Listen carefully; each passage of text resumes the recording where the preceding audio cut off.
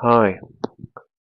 In the UK, for the last 10, 20 years, we have about 550,000 migrants who enter the UK each year. So let's just call this about 500,000. Um, let's just take a look at this slide here, this pie chart, taken from 2006, taken from a BBC's website. And also the data is straight from the Home Office, as the pie chart illustrates. So in this particular year, 600,000, but let's say 500,000 a year is a rough estimate. Now let's just look at the skills of these people. So this big blue bit here, most 37% work in factories, 10% warehouses, 9% are packers, 9% catering, 9% cleaners, 6% farm workers, waitresses, maids, carers, and sales. Do you see any brain surgeons in there? Do you see any software developers, rocket engineers, satellite engineers? No, they're all low-level, low-paid workers. 500,000 a year. Let's just look at where these people come from. You can see that Poland stands out. This is because they recently joined the EU, which allowed them to walk freely into any country that they wanted. But they don't walk from Poland to Latvia, they walk from Poland to the United Kingdom, where they have it cushy. So, in the UK in 2018, there's a personal allowance of £11,500 a year before you start paying any income tax.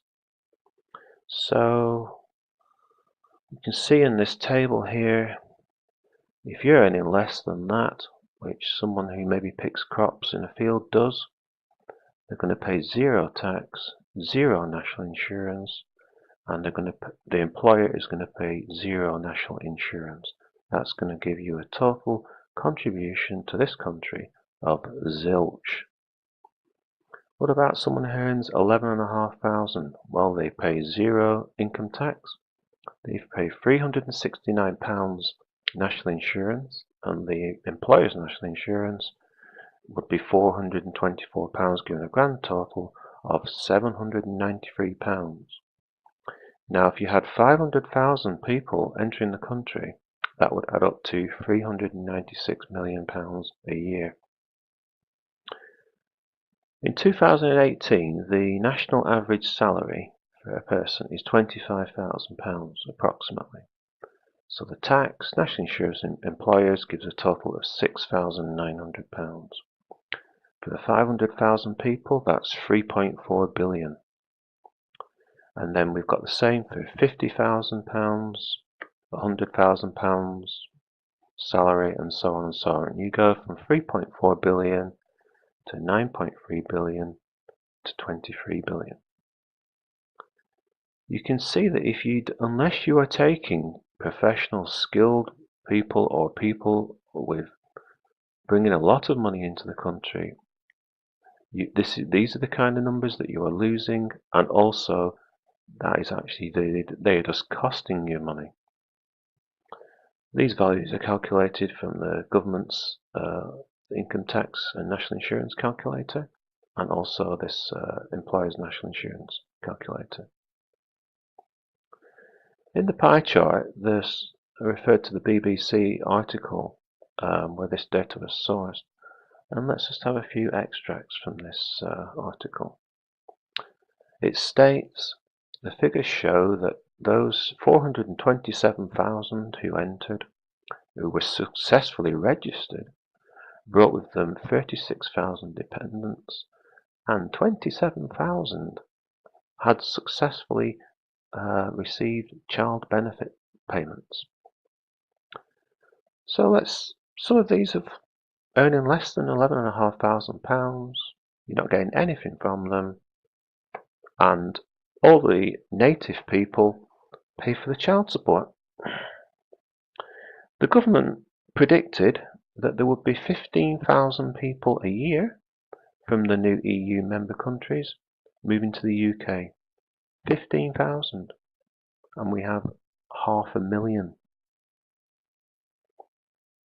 At the moment, there is no sign of a slowdown in the migration flow, with more than 50,000 registering to work in Britain between March and June.